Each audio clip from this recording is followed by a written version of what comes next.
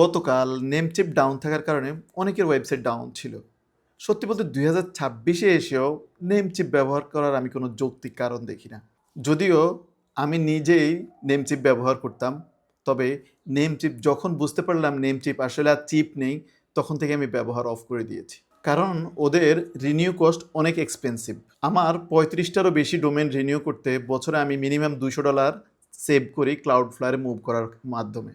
আর যারা হোস্টিংয়ের জন্য এখনও নেমসের বা নর্মাল শেয়ার্ড হোস্টিংয়ে আটকে আছেন, তাদেরকে বলবো আপনি হোস্টিংয়ারে মুভ করুন। আর বাজেট ভালো হলে চোখ বন্ধ করে হোস্টিংয়ারের ভিপিএস নিন।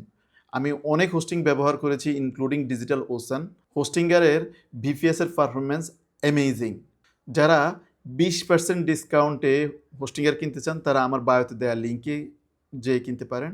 আর যারা ডোমেইন, হোস্টিং, ওয়ার্ডপ্রেসের মেলওয়্যার, হ্যাকিং কিংবা টেক টিম হায়ার করার ঝামেলায় যেতে না চান, শুধুমাত্র সেলস ফোকাস হতে চান, আপনাকে বলবো ভিজিট মি ব্যবহার করুন।